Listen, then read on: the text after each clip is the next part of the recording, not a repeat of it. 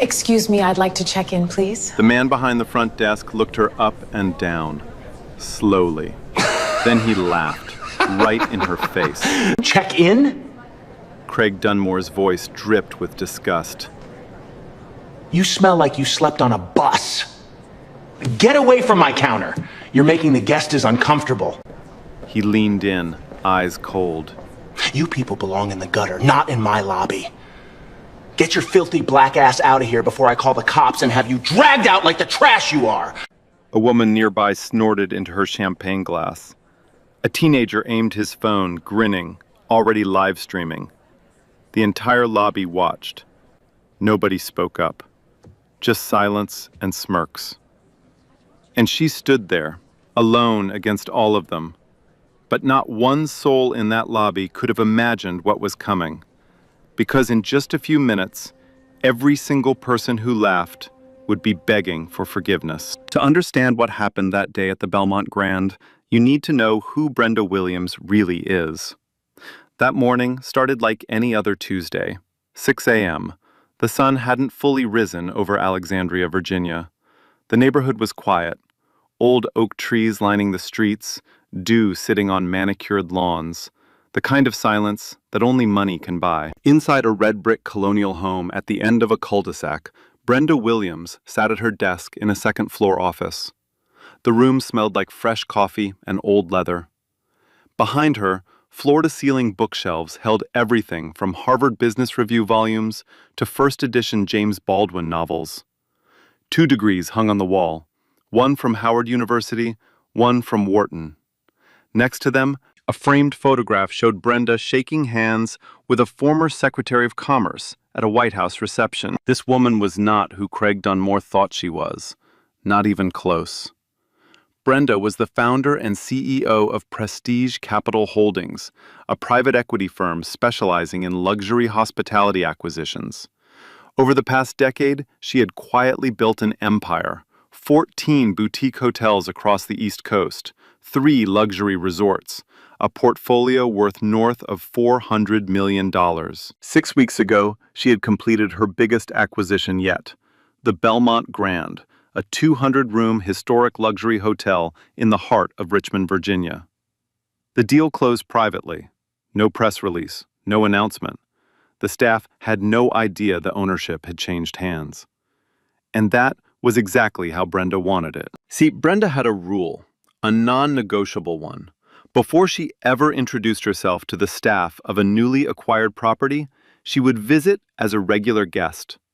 No entourage, no designer labels, no name dropping. She wanted to walk in the way any ordinary person would walk in and see how the hotel really operated when nobody was performing for the boss. She called it her truth test. So that morning, she packed a modest rolling suitcase. She put on a pair of comfortable jeans, a plain gray sweater, and flat shoes. No jewelry except her wedding band. No makeup. She tied her hair back simply. She looked like a woman traveling alone on a budget. That was the point. Her husband Derek leaned against the bedroom door frame as she zipped her bag. He was a tall, broad-shouldered man with kind eyes. A successful architect who had designed half the modern office buildings in Northern Virginia. "You sure you don't want me to come?" he asked. Brenda shook her head.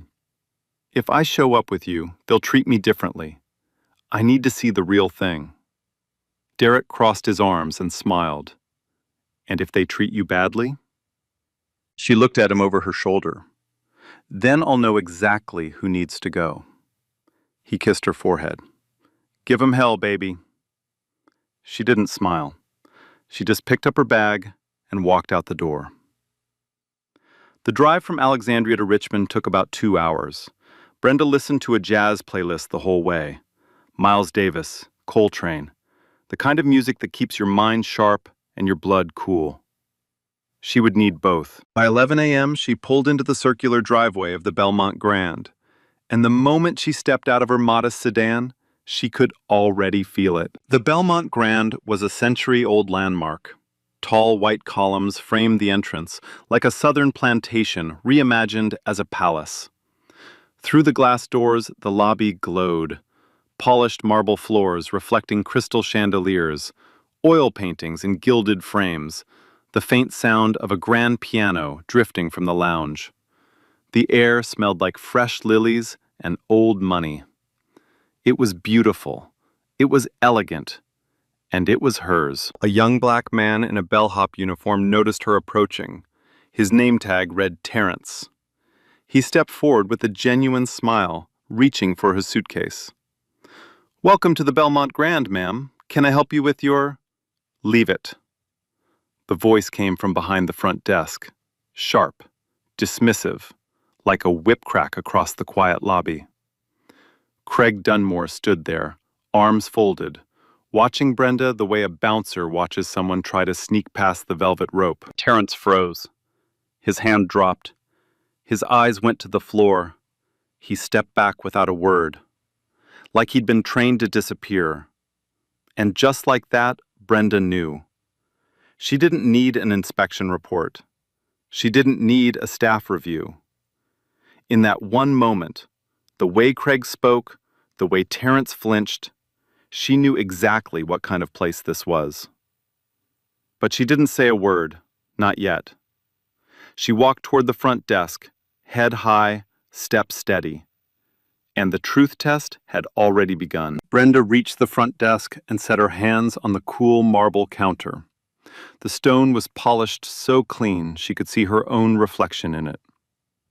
Behind the desk, a woman in her late 30s with blonde hair pinned tight looked up from a computer screen. Her name tag read Heather Nolan, front desk manager. Heather's smile appeared and disappeared in the same breath. It was the kind of smile you give someone you've already decided doesn't belong. "Can I help you?" she asked. But her tone said something else entirely. Her tone said, "What are you doing here?" "Yes," Brenda said calmly. "I have a reservation under Brenda Williams. I'd like to check in." Heather's fingers moved across the keyboard, slowly, too slowly. She squinted at the screen like she was reading a foreign language. "Williams, you said?" "Yes, Williams. Heather tilted her head. "I'm not finding anything under that name." "I confirmed the booking yesterday," Brenda said. Her voice was even, patient, like she'd had this conversation before. Not at this hotel, but in 100 other places where her presence was treated as a mistake. Heather typed again. Then she sighed. "Could you spell your first name for me?" "Brenda, Brenda. "And you're sure it was this hotel?" Brenda didn't blink.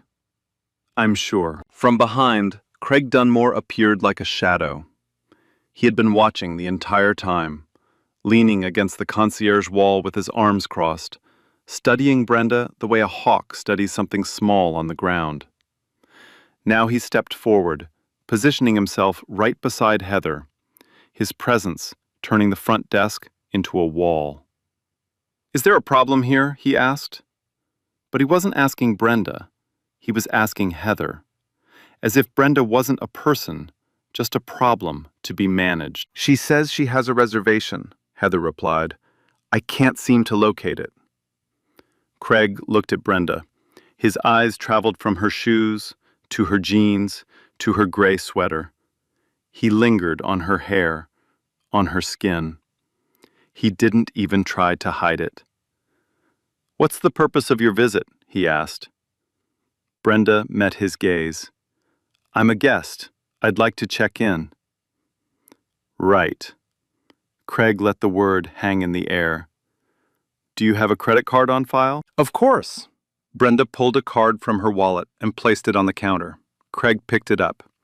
He held it between two fingers, like it was something he'd found on the floor of a gas station bathroom. He turned it over. He held it up to the light. He actually held a credit card up to the light, in the middle of a hotel lobby, like he was checking for a counterfeit bill. Then he set it down and slid it back toward her. "I'm going to need a second form of identification," he said. "You have my driver's license and my credit card," Brenda replied. "That's standard." Not here it isn't, Craig's voice hardened. We have a new security policy. Guests without prior booking history are required to provide a $2,000 cash deposit at check-in. $2,000. Cash. Brenda let those words settle in the air between them. She glanced to her right. A white couple in their 50s had just approached the other end of the front desk. A second clerk greeted them warmly. Big smile, direct eye contact, a cheerful, "Welcome back, Mr. and Mrs. Calloway." Within 30 seconds, they had room keys in hand. No second ID, no cash deposit, no interrogation. Brenda turned back to Craig. "Does that policy apply to everyone?" she asked quietly. Craig didn't flinch. "It applies when I say it applies." The lobby was watching now. Not loudly, not obviously, but Brenda could feel it. The sidelong glances, the conversations pausing mid-sentence, the slight turn of heads. A woman on a lobby sofa lowered her magazine just enough to peer over the top. A businessman near the elevator pretended to check his phone while his eyes stayed locked on the front desk. And over by the luggage cart, Terrence stood frozen. His hands gripped the brass handle so tight his knuckles had gone pale. His jaw was clenched. His eyes moved between Craig and Brenda like he was watching something he had seen too many times before and hated every single time. Brenda took a slow breath. The air smelled like lilies and furniture polish and something else she couldn't name. Contempt, maybe. "I'd like to speak with a manager," she said. Craig spread his arms wide, palms up, like a king presenting his throne room. The gesture was theatrical, mocking. "You're looking at him, sweetheart." Sweetheart. He said it the way you'd say cockroach, smooth on the surface, venom underneath. Brenda didn't react, not visibly, but something shifted behind her eyes. A door closing, a decision being made. "I'd like your full name and employee ID number, please," she said. Craig laughed. Not a chuckle. A full, open-mouthed laugh. He looked at Heather. Heather looked back. They shared the laugh like an inside joke at someone else's expense. "My name is Craig Dunmore, General Manager. 8 years at this property." He tapped his name tag with 2 fingers. "And you don't need my employee ID. What you need is to find a hotel more suited to your situation." He let the pause do the work. The word situation carried everything he wouldn't say out loud, but everyone heard it. Brenda reached into her jacket pocket, slowly, deliberately. She pulled out her phone and opened the voice recorder. She tapped the red button. A small red dot pulsed on the screen. She set the phone on the counter, screen facing up. "Could you repeat that, please?" she said. Craig stared at the phone. His smile didn't disappear, but it tightened, like a mask adjusting itself. "Ma'am, I'm going to ask you one more time to vacate the premises," he said. His voice was different now, louder, more official, the voice of a man who wanted witnesses to hear his version. "You do not have a valid reservation. You have refused to comply with our security protocol. If you do not leave voluntarily, I will contact the authorities." "I have a confirmed reservation," Brenda said. Same calm, same steady voice. "I have a valid ID and a valid credit card. I'm not leaving." Craig's jaw tightened. A vein pulsed at his temple. He straightened his tie, a nervous habit disguised as authority. "Fine," he said. "Have it your way." He turned to Heather and spoke just loud enough for the lobby to hear. "Call the police. Tell them we have a woman refusing to leave the property. Possible trespasser. Potentially aggressive." Potentially aggressive. Brenda hadn't raised a finger, hadn't raised her voice, hadn't moved from the spot where she stood, and now she was potentially aggressive. Heather picked up the desk phone without hesitation, like she'd done this before, like there was a script for this exact moment, and she knew her lines by heart. Yes, hello. This is the Belmont Grand Hotel on East Gray Street. We have an individual refusing to leave the premises. She's become confrontational with staff, and we're concerned for guest safety. Every word was a lie. Every single one. And Heather delivered them with the calm, polished tone of a woman reporting the weather. Brenda heard the lie. She felt it land in her chest like a stone dropped into still water. But she didn't move. She didn't argue. She stood perfectly still, her phone recording on the counter, her eyes fixed on Craig Dunmore's face. And behind those calm eyes, behind that steady breath, a storm was building. Not the kind that breaks things, the kind that cleans house. Terrence, still gripping the luggage cart near the elevator, lowered his head. His lips moved. No sound came out. But if you read them carefully, you could see what he was saying. Not again.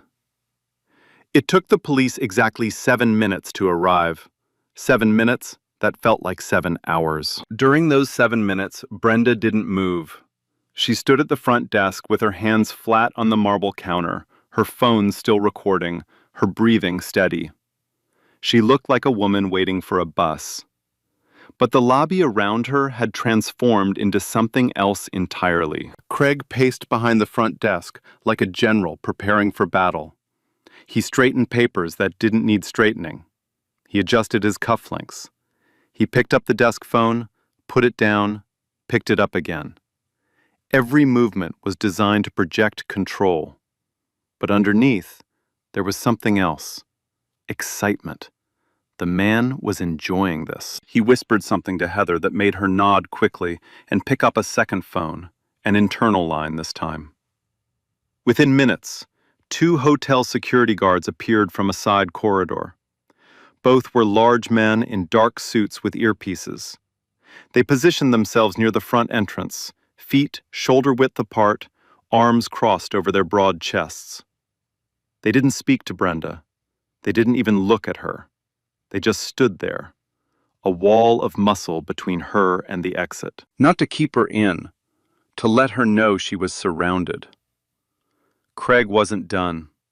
He walked out from behind the desk and approached a group of guests sitting in the lounge area.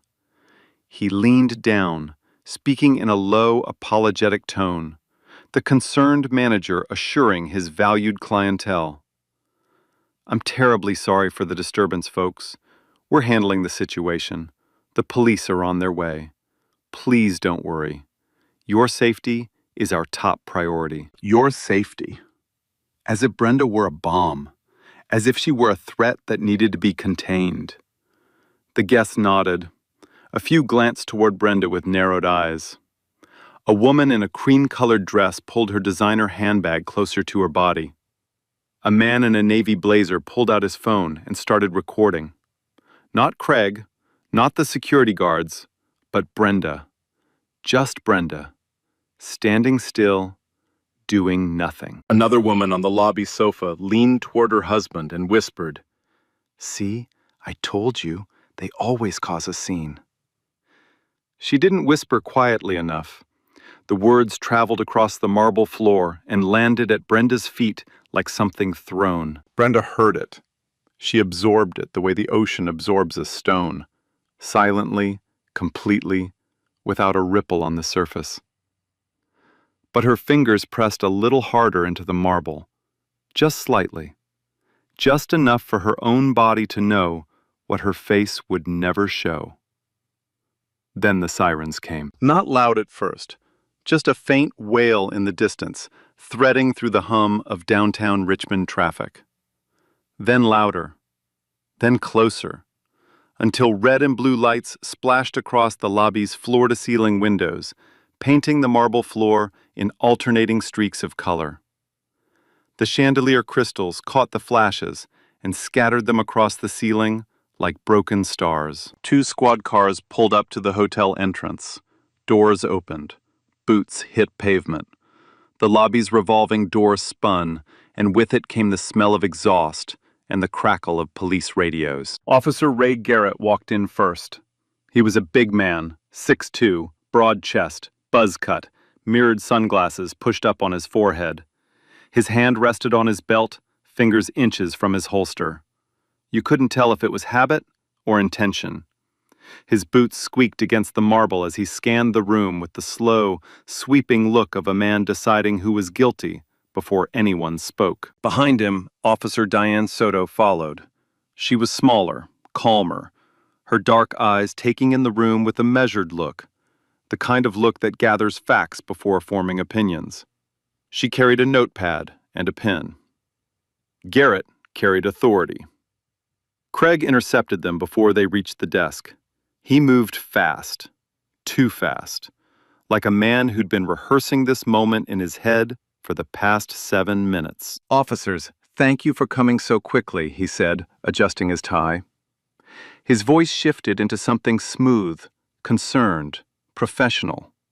The voice of a man who manages 5-star hotels and handles situations with discretion. "We have an individual who entered the property without a valid reservation. She's been verbally confrontational with my staff. She refused to provide adequate identification and declined to leave when asked repeatedly. Honestly, I'm concerned she may have presented a fraudulent credit card." Fraudulent. He said that word clearly, loudly, making sure the officers heard it, making sure the lobby heard it, planting a seed that he knew would grow exactly the way he wanted. Heather stepped forward, right on cue, like a rehearsed witness taking the stand. She was raising her voice at Mr. Dunmore, she said, clutching a clipboard against her chest like a shield. She became aggressive when we asked her to follow standard security procedures. We felt unsafe. Unsafe. Aggressive. Fraudulent. 3 words. 3 lies. Delivered with the calm, practiced precision of people who knew exactly what those words meant when applied to a black woman standing alone in a white space. Garrett turned toward Brenda. He walked slowly, deliberately. Each boot step echoed on the marble like a countdown. The distance between them shrank. 20 feet, 15, 10. And with each step, the air in the lobby grew thinner. "Ma'am," he said, "step away from the counter, please." "I haven't done anything wrong," Brenda replied. Her voice was steady, controlled. "I have a confirmed reservation. I've presented valid identification and a valid credit card. I've been standing here calmly the entire time." "Ma'am, I need you to step away from the counter." Louder this time, not a request anymore, a command wrapped in politeness like a fist inside a glove. Brenda lifted her hands from the marble and held them open at her sides, palms out, fingers spread. The universal gesture of someone who is not a threat and wants you to know it. "I'm cooperating," she said, "but I'd like to know why I'm being treated like a criminal for trying to check into a hotel." Garrett didn't answer the question. Instead, his eyes dropped to her suitcase, the modest black rolling bag sitting on the floor beside her. "Is that your bag?" "Yes, I'm going to need to take a look inside." "No," Brenda said, calm, clear, final. "I do not consent to a search. I've committed no crime." The word "no" hit Garrett like a slap across the face. His jaw tightened. His hand shifted on his belt, closer to the holster this time, and everyone in the lobby saw it. Behind him, Soto stepped forward slightly, her pen hovering over her notepad, her brow creased. "Ray," Soto said quietly, "maybe we should just verify the reservation with the front desk and de-escalate." "I've got this, Diane." Garrett didn't turn around, didn't take his eyes off Brenda. His voice was flat, hard, the voice of a man who had already made up his mind. Soto pressed her lips together, exhaled through her nose, and stepped back. But she kept writing. Craig seized the moment. He moved closer to Garrett, leaning in, lowering his voice into a concerned whisper, but not low enough, never low enough.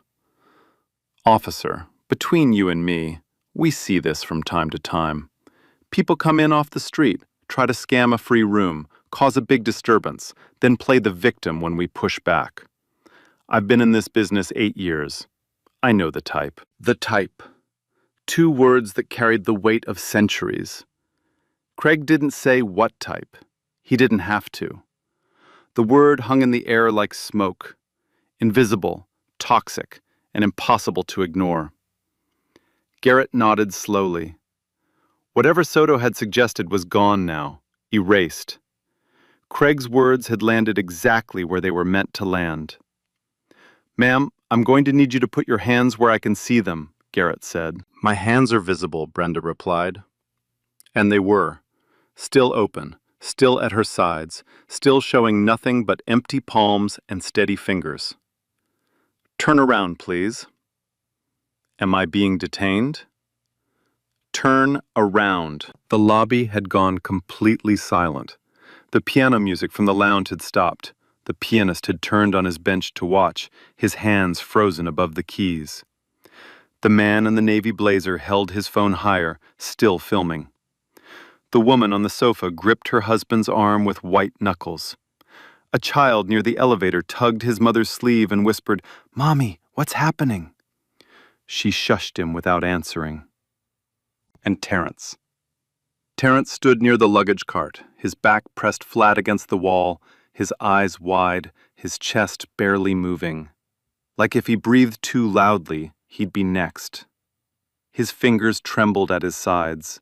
His lips were pressed together so tight they'd gone pale. Brenda turned around, slowly, with the kind of dignity that cannot be handcuffed, cannot be arrested, cannot be taken away no matter what happens next. She placed her hands on the marble counter. The stone was cold under her palms. Garrett stepped behind her. Close. Too close. She could smell his aftershave. Sharp, chemical, cheap. She could hear his breathing. She could hear the leather of his belt creak as he reached back. He unclipped his handcuffs. The metal clinked. A small, precise sound that rang through the silent lobby like a gunshot. Every head turned. Every phone raised. Every breath held. "I want my attorney present," Brenda said. Her voice didn't waver. Not even slightly. Not even a fraction. "I am not resisting. I have committed no crime. And I want my attorney." Craig watched from behind the desk, arms folded, chin lifted, that faint smile still playing at the corner of his mouth. The smile of a man who believed, truly, deeply believed, that he had won. That the system worked exactly the way it was supposed to. That people like him always came out on top. Heather stood beside him, clipboard pressed to her chest, face carefully blank. The face of someone who had chosen her side long ago and never once looked back. And outside, through the glass doors, beyond the flashing police lights, another car pulled into the circular driveway. A black sedan. Polished. Silent. The kind of car that doesn't honk, doesn't rush, doesn't announce itself, because it doesn't need to. The driver's door opened. A pair of heels clicked against the pavement, sharp, measured, deliberate, like a clock counting down. But nobody inside noticed. Not Craig, not Heather, not Garrett. Not a single person in that lobby had any idea that the next 60 seconds were about to turn their entire world upside down. The lobby doors swung open. Not fast, not slow, just deliberately. The way doors open when the person behind them has never once had to rush for anyone. Every head turned. Vanessa Cole stepped into the Belmont Grand like she owned the courtroom, and the building came with it. Tall, mid-40s, charcoal-tailored suit that fit like armor. Her heels struck the marble in a rhythm that silenced everything else. Click, click, click. She carried a leather briefcase in one hand. In the other, nothing. She didn't need anything else. Her eyes swept the room in 2 seconds. The security guards, the guests with phones raised. Terrence pressed against the wall, Heather clutching her clipboard, Craig behind the desk with his arms folded, and Brenda, hands on the counter. An officer behind her with handcuffs unclipped. Vanessa didn't slow down. She walked straight toward Garrett with the kind of stride that makes people step aside without being asked. And they did. "Remove your hands from my client, now." Her voice wasn't loud. It didn't need to be.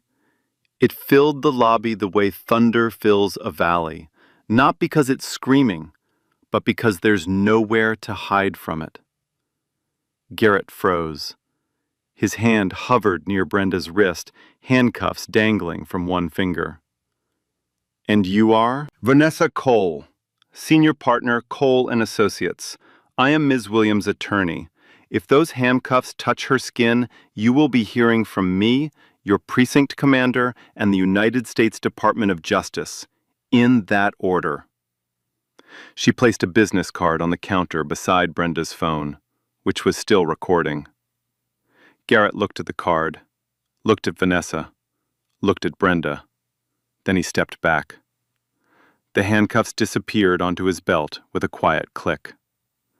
Vanessa turned to Craig. Until this moment, Craig Dunmore had been standing behind the front desk, with the posture of a man in complete control. Arms folded, jaw set, the faintest smirk still on his lips. He looked like a man watching the final act of a play he had written himself. "Mr. Dunmore," Vanessa said. She set her briefcase on the counter. The brass clasps snapped open, two sharp sounds that cracked through the silence like a judge's gavel. "Do you know who you just called the police on?" Craig's smirk held. "Barely. I know exactly who I called the police on. A woman who refused to leave my hotel." "Your hotel," Vanessa repeated the words slowly, letting them hang, letting them rot. She pulled out a folder and spread documents across the counter one by one, the way a dealer lays down a winning hand. Each page landed with a soft slap against the marble. "This is a certificate of acquisition dated 6 weeks ago. The Belmont Grand Hotel, purchased by Prestige Capital Holdings." She tapped the second page. "Notarized ownership transfer filed with the Commonwealth of Virginia." She tapped the third. "A letter from the Board of Directors confirming that the sole owner and CEO of Prestige Capital Holdings is..."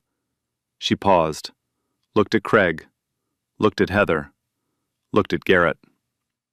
Then she turned to the lobby. Every guest, every phone, every pair of wide eyes. "Brenda Williams, the woman you just tried to have arrested." The words landed like a bomb, with no sound. "My client is not a trespasser. She is not a scammer. She is not aggressive, fraudulent, or any other lie you fed these officers. She is your employer. She owns this building, this lobby, and every square inch of marble you're standing on." The lobby went still. Not quiet, still. The kind of silence that follows a detonation, after the blast, but before the debris hits the ground. Craig's face drained. All at once, like someone pulled a plug, and every drop of blood, confidence, and arrogance emptied out through his feet. His arms unfolded. His hands dropped to his sides. His mouth opened. Nothing came out. For the first time in 8 years behind that desk, Craig Dunmore had absolutely nothing to say. Heather's clipboard slipped from her fingers and clattered against the marble. The sound echoed like an exclamation point. Garrett took another step back. His hand came off his belt entirely. Officer Soto, standing behind him, closed her notepad slowly. She didn't look surprised. She looked like a woman whose instincts had just been confirmed. And Brenda, still standing at the counter, still calm, slowly turned around. She looked at Craig, not with anger, not with triumph, with something far worse. Certainty. "I came here to see how my staff treats people," she said. Quiet, controlled, Every word is placed like a scalpel. Now I know. She straightened her sweater, looked Craig dead in the eye. You're done. Behind her, near the elevator, Terrence Adams exhaled for the first time in 20 minutes. His hands were unclenched, his shoulders dropped. And across his face, just barely, just enough, the smallest smile he'd allowed himself in 2 years. For 3 full seconds, nobody moved. The kind of silence where you can hear chandelier crystals swaying, the hum of air conditioning, the faint tick of the grandfather clock near the concierge desk. Then, Craig Dunmore did what cowards always do. He started talking. Ms. Williams, Brenda, this is all a huge misunderstanding. His voice cracked in the first syllable. The authority, the smugness, the 8 years of unchecked power. Gone. I was just following protocol. I had no idea. If you had known, you would have treated me like a human being? Brenda tilted her head. That's the problem, Mr. Dunmore. You should have treated me like a human being, regardless. Vanessa didn't let him respond. Mr. Dunmore, effective immediately, your employment at the Belmont Grand is terminated. You will be escorted off the premises. You will not return to this property. You will not contact any staff member. Craig's eyes darted around the lobby, searching for an ally, a sympathetic face. He found nothing. The same guests who had smirked at Brenda minutes ago were now staring at their shoes. He turned to the security guards, the same men he had summoned to intimidate Brenda. One of them stepped forward and extended a hand toward the door. Sir, this way, please. Craig unclipped his name tag with shaking fingers, set it on the counter. Then he walked toward the door, flanked by 2 guards, his shoes clicking against the marble he had ruled for 8 years. He didn't look back. Heather was next. She'd been frozen since her clipboard hit the floor. Mr. Dunmore told me to— Ms. Nolan, Vanessa said, you personally called the police and reported my client was confrontational and aggressive. Her recording confirms she never raised her voice. You fabricated a police report. You are suspended immediately, pending investigation. Heather grabbed her purse with trembling hands and disappeared through the staff corridor. The door clicked shut behind her. Quiet. Final. Brenda turned to Officer Garrett. He had retreated several steps from the counter. The broad chest had deflated. The authoritative stance was gone. He looked like a man trying to become invisible in a room full of mirrors. Officer Garrett, Brenda said, you arrived at this hotel, heard one side of the story, and almost arrested an innocent woman without verifying a single fact. You ignored your partner's suggestion to de-escalate. You demanded to search my belongings without probable cause. She paused. I have the entire interaction recorded. My attorney will file a formal complaint with the Richmond Police Department before the end of business today. Garrett swallowed hard. He glanced at Soto. She didn't return the look, just kept writing in her notepad, pen moving steadily across the page. Ma'am, we're done here, officer, Vanessa said. Her briefcase clasps snapped shut, the sound of a cell door closing. Garrett walked out. Soto followed, but stopped at the door. She turned back to Brenda.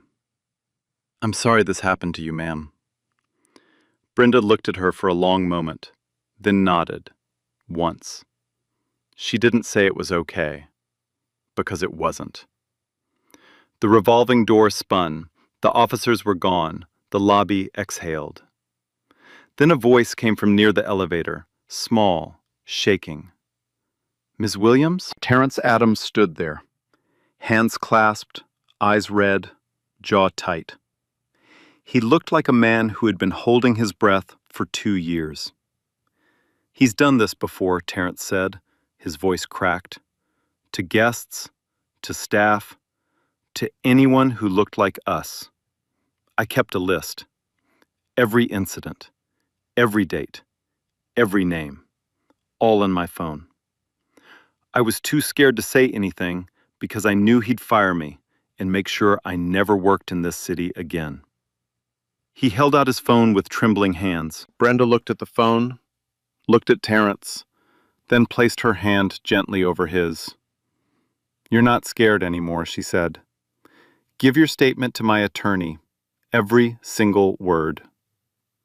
Vanessa took out a fresh legal pad, and Terrence Adams, the quiet bellhop who had flinched at Craig's voice, who had pressed himself against walls, who had whispered, "Not again," when nobody was listening, finally started talking. The story didn't end when Craig Dunmore walked out of that lobby. That was just the beginning. Within 24 hours, Brenda ordered a full internal investigation of the Belmont Grand's operations under Craig's management. She brought in an independent firm, no connections to the hotel, no loyalty to the old regime. Their job was simple: turn over every stone and report what crawled out. What they found was worse than anyone expected. 8 years. 8 years of systematic discrimination buried under five-star smiles and polished marble. The investigators uncovered a pattern so deep it had become part of the hotel's DNA. Guest complaint records showed that Black and Latino guests were routinely assigned smaller rooms on lower floors, regardless of what they had booked. When they complained, front desk staff were trained to offer scripted apologies and minor discounts, rather than actual room changes. Craig had written the scripts himself. Minority guests were flagged in the reservation system with a discrete code, a small red dot next to their names. The staff called it the marker. It meant extra scrutiny at check-in, additional ID requests, deposit requirements that white guests never faced. The same fake policy Craig had tried to enforce on Brenda had been used dozens of times before. Employment records were even uglier. In 8 years, not a single Black or Latino employee had been promoted to a supervisory position. Not one. Qualified candidates were passed over again and again, their performance reviews mysteriously downgraded, just enough to justify the decision. Meanwhile, underperforming white staff members climbed the ladder with glowing evaluations Craig had personally written. 3 former housekeepers came forward with statements describing verbal abuse, being called lazy, dirty, and worse behind closed doors. 2 former front desk clerks, both Black women, described being written up for attitude problems after refusing Craig's advances. They had quit rather than fight. Craig had counted on that. And then there was Terrence's list. 43 incidents over 2 years. Dates, names, descriptions, all documented in the Notes app on his phone. Guests turned away, staff humiliated, complaints buried. 43 times Terrence had watched it happen, too afraid to speak, too decent to forget. He had carried that list like a weight around his neck, waiting for a moment he wasn't sure would ever come. It came. But the investigation was only half the storm. The other half was already raging online. Remember the man in the navy blazer, the one who had been filming in the lobby? His name was Roland Schaefer. He wasn't just a guest. He was a regional hospitality reporter for the Richmond Dispatch, staying at the hotel to review it for an upcoming feature. Instead of a review, he got the story of his career. His footage hit social media that same evening. 3 minutes and 42 seconds of Craig Dunmore's lobby performance, from the first sneer to the moment Vanessa Cole laid those documents on the counter. Roland posted it with a single caption: "Watch what happens when a hotel manager calls the cops on the woman who owns the hotel." By midnight, the video had 2 million views. By morning, 12 million. The hashtag #SheToldYouSo was trending #1 nationally. News networks picked it up before breakfast: CNN, MSNBC, local affiliates across Virginia. Craig Dunmore's face was everywhere. Not as a hotel manager, as a case study. Rowland followed up with a long-form investigative piece, drawing on the internal investigation findings, Terrence's testimony, and interviews with former employees. The headline read, "Behind the Chandeliers, 8 Years of Racial Discrimination at the Belmont Grand." It was shared over 100,000 times in the first week. The public response was overwhelming. Former guests came forward with their own stories. People who had been turned away, humiliated, or quietly mistreated and had never reported it because they assumed nothing would change. Their stories filled comment sections, news segments, and eventually legal depositions. The legal consequences came fast. The Richmond District Attorney's Office opened a formal investigation. Craig Dunmore was charged with filing a false police report, a Class 1 misdemeanor in Virginia, and faced additional civil rights violation charges in coordination with the State Attorney General's office. Heather Nolan was terminated after the investigation confirmed her direct participation in discriminatory practices. She was named as a co-defendant in a civil suit filed by former employees. Officer Ray Garrett was placed on administrative leave, pending an internal affairs review. His body camera footage, which he had conveniently failed to mention during the lobby confrontation, corroborated every second of Brenda's audio recording. It showed a calm, cooperating woman and an officer who had escalated without cause. Garrett was suspended for 6 months without pay, ordered to complete mandatory de-escalation and bias training, and reassigned to desk duty upon return. Craig's trial became a landmark in Richmond. The courtroom was packed every day. Local activists held peaceful demonstrations outside the courthouse. The national media covered the proceedings. The evidence was devastating. Brenda's audio recording, Garrett's body camera footage, cell phone videos from multiple lobby guests, Terrence's 43 incident list, testimony from 12 former employees, internal documents showing the red dot flagging system, Craig's own handwritten scripts for handling minority guest complaints. His defense attorney argued that Craig was overzealous but not malicious. The jury didn't buy it. Craig Dunmore was found guilty on all counts. The judge sentenced him to a heavy fine, 2 years of probation, 300 hours of community service with a civil rights organization, and, most significantly, a permanent ban from employment in the hospitality industry in the Commonwealth of Virginia. When the verdict was read, Craig sat motionless in the defendant's chair. No smirk, no authority, no name tag.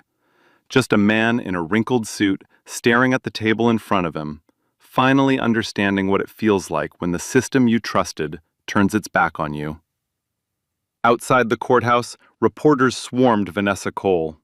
She gave a single statement. This case was never just about one hotel or one manager. It was about a culture that allows people like Craig Dunmore to thrive unchecked for years, because the people they hurt are the people society has decided not to listen to. Today, the court listened. Brenda wasn't at the courthouse. She was at the Belmont Grand, meeting with her new management team, reviewing the reforms she had already begun implementing. She didn't need to watch Craig fall. She had work to do. 6 months later, the Belmont Grand was unrecognizable. Not the building. The marble still gleamed, the chandeliers still sparkled, the piano still played softly in the lounge. The bones of the hotel were the same, but its soul had changed completely. Brenda dismantled everything Craig Dunmore had built and rebuilt it from the ground up. She implemented mandatory bias training for every employee, from management to housekeeping. Not a 1-hour seminar with a PowerPoint, a comprehensive, ongoing program led by civil rights educators, with quarterly evaluations and real consequences for violations. The red dot flagging system was eliminated on day 1. In its place, Brenda introduced a guest experience protocol that treated every person who walked through those doors with identical dignity, regardless of what they wore, what they drove, or what they looked like. The scripted apologies Craig had written were shredded, replaced with a simple policy. If a guest has a problem, you fix it. No deflection, No excuses. She created a transparent complaint system. Guests could submit feedback directly to an independent review board, bypassing management entirely. Every complaint was logged, tracked, and addressed within 48 hours. No more buried reports. No more convenient amnesia. And then there was Terrence Adams, the quiet bellhop who had pressed himself against walls, who had whispered, "Not again," who had carried 43 incidents in his phone, like a secret he couldn't put down, was promoted to front desk supervisor. His first week in the new role, he greeted every single guest the same way. Eye contact, warm smile, a genuine "Welcome to the Belmont Grand." Every person, every time. No exceptions. Brenda also established the Williams Hospitality Fellowship, a scholarship fund for young people of color pursuing careers in hotel management. The first class of recipients included 12 students from across Virginia. Terrence was among them, enrolled in an evening hospitality management program at Virginia Commonwealth University. The hotel's online reviews transformed. Where there had once been scattered complaints about unwelcoming staff and uncomfortable atmosphere, there were now 5-star ratings praising the warmth and professionalism of the new Belmont Grand. Revenue didn't drop after the scandal. It increased. Occupancy rates climbed 15% in the first quarter after the reforms. Treating all people with respect wasn't just the right thing to do. It was good business. Brenda was profiled in Forbes and Black Enterprise for what journalists called equity-driven hospitality leadership. She gave keynote speeches, she did interviews, but she never stopped doing her anonymous inspections. Every new property she acquired, she showed up, alone, dressed down, no entourage, and watched. Because the truth about any place reveals itself in how it treats the person it thinks doesn't matter. As for Craig Dunmore, he was last spotted leaving the Richmond courthouse after his final probation check-in. A reporter from the Dispatch caught him on the steps and asked for a comment. Craig pulled his jacket over his face and walked to his car without a word. No smirk, no authority, no name tag. Just a man who had finally learned that the power he thought he owned had never really been his. Heather Nolan left Virginia. No forwarding address, no LinkedIn update. She simply disappeared, the way people do when they realize their name has become a cautionary tale. Officer Garrett completed his mandatory training and returned to desk duty. He requested a transfer to a different precinct. Whether he changed or simply relocated his habits, only time would tell. And Brenda? She kept building, kept acquiring, kept reforming, kept walking into lobbies where nobody knew her name and making sure that didn't matter. So here's what I want to ask you. Have you ever been in a room where someone was being disrespected, not for anything they did, but for who they are?